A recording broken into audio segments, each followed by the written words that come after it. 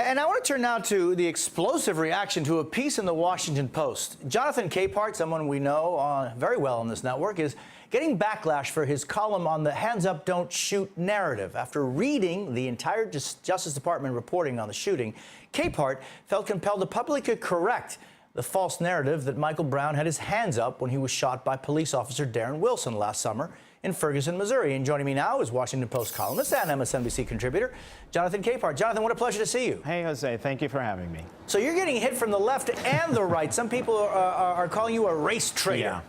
Yeah. Well, you know, Jose, it's one of the reasons why I said that this was probably the hardest piece I ever had to write. It was difficult and it took me a week to write it. First to read the report and then to just get down precisely what I wanted to say. But, you know, when you write something like this, when you write something as personal as this, I was expecting this kind of reaction, certainly from the left, because it happened to me during the 2008 campaign when I said something remotely negative about then candidate Barack Obama. And I would get praise from the right for what they viewed as my doing the right thing or saying the right thing. And the exact same thing is happening now. And so for the folks that haven't read the column yet, and by the way, I really do suggest that you look for it because it's on certainly WashingtonPost.com. Yeah. Tell me what it is that you decided to say.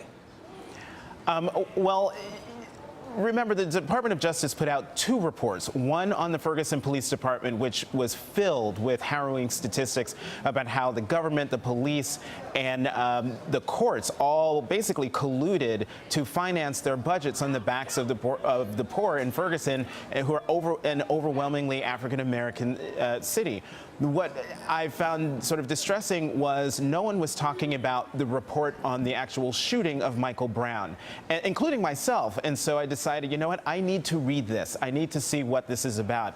And I did. And as a journalist, Jose, I mean, anyone who's read any of my writings on any of these issues, whether it's Trayvon Martin, Tamir Rice, John Crawford, Eric Garner, they know that I take these things very personally. I try to push very strongly for the truth. And so when I sat down and I read the DOJ report on the shooting of Michael Brown, I, as a journalist, felt compelled to correct the record. Whether anyone agreed with me or not was beside the point. I had to be right with myself in terms of my reporting going forward, because we know this is going to happen again.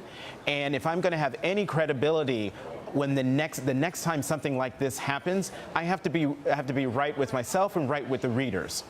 Jonathan Capehart of the Washington Post, thanks for being with me. Appreciate it. Thanks, Jose. Thanks very much.